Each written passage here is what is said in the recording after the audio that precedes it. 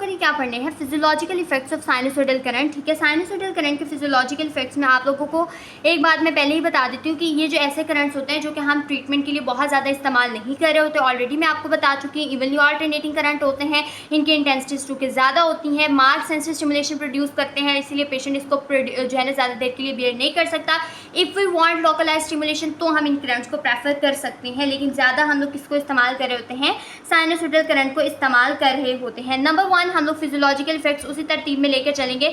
सबसे पहले हमारे पास आता है स्टिमुलेशन ऑफ सेंसरी नर्व्स। ठीक है, सेंसरी नर्व्स की स्टिमुलेशन क्या प्रोड्यूस करता है, यहाँ पर हम लोगों ने पहले भी बात की, मार्क सेंसरी स्टिमुलेशन प्रोड्यूस कर सकता है। ठीक है, मार्क प्रिकलिंग सेंसेशन प्रोड्यूस करता है।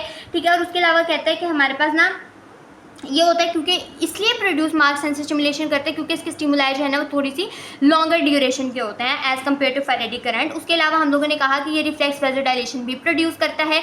फेरेटिक में हम लोगों ने कहा कि जो रिफ्लेक्स वेजोडाइलेशन होती है वो सुपरफिशियल टिश्यूज तक कन्फाइंड रहती है, लेकिन यहाँ पर थोड़े से डीप टिश्यूज को भी होती है। रिफ्लेक्स वेजोडाइलेशन की वजह से सर्कुलेशन भी यहाँ पर जो है ना इंप्रूव हो सकती है। ठीक है, उसके बाद हमारे पास नंबर 2 पे आता है stimulation of the motor nerves. ठीक है, ये चीज़ हमारे पास थोड़ी सी यहाँ पर इंपॉर्टेंट है। Stimulation of the motor nerve ये किस तरह से करता है, उसने कहा है कि अगर हम लोग सफिशिएंट इंटेंसिटी प्रोवाइड करें, ठीक है, और सफिशिएंट ड्यूरेशन का करंट अप्लाई करें, ठीक है, तो ये हमारे पास क्या प्रोड्यूस कर सकता है, सेंसरी नर्व को ज़रूर स्टिमुलेट कर सकता है, लेकिन हम करंट को सर्च करते हैं ताकि जो है ना near technique like contraction produce कर सकें। लेकिन चूंकि ये करंट बहुत ज़्यादा सेंसरी स्टिमुलेशन प्रोड्यूस करता है as compare to faradic current, तो पेशेंट अनकंफर्टेबल फील कर सकता है, इसलिए हम इसको ज़्यादा कॉमनली इस्तेमाल नहीं करते हैं क्योंकि हम लोग को पेशेंट का कंफर्ट भी देखना पड़ता है। ठीक है, उसके बाद हमारे पास आ जाते हैं effect of the muscle contraction. ठीक है, बच्चों वाली बातें हैं। ठीक है, क्या करेगा, मेटाबॉलिज्म को इंक्रीज करेगा। देखिए, जब आप ऑब्वियस सी बात है, जब मेटाबॉलिज्म आपका इंक्रीज होता है तो एज अ रिजल्ट क्या होता है कि वहाँ पर सर्कुलेशन भी इंप्रूव होगी। ठीक है, वहाँ से मेटाबॉलिक वेस्ट भी ज़्यादा जाएंगे, लिम्फेटिक रिटर्न भी आपका इंप्रूव होगा।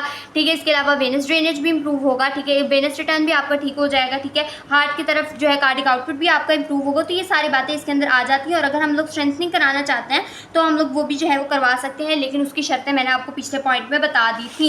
उसके बाद हमारे पास आ जाते हैं डीनर्वेटेड मसल के अंदर क्या इफेक्ट आते हैं।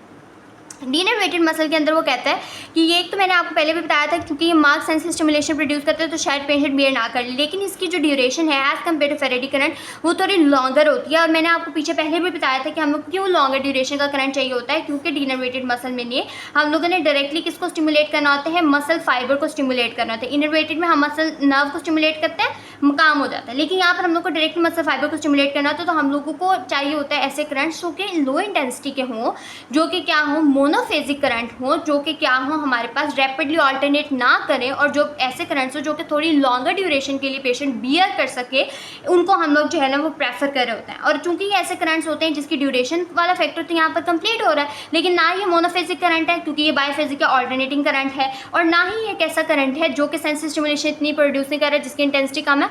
दैट इज वाई हम इस करंट को प्रेफरेबली यूज़ नहीं करते हैं। ठीक है, उसके बाद हमारे पास आ जाता है इसका पोल हम लोग कौन सा यूज़ करते हैं। तो वो कहते हैं कि एक तो ये कि आप लोग कोई भी इसके अंदर केमिकल रिएक्शन प्रोड्यूस नहीं हो रहा था।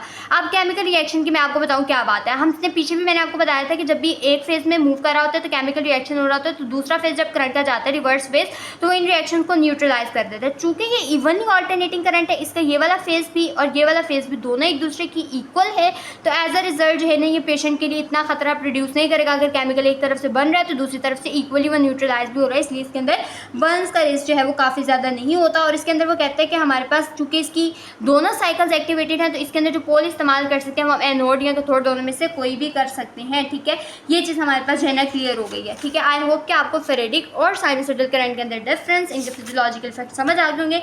इन the next part we will be covering about the therapeutic effects of the sinusoidal and the ferritic.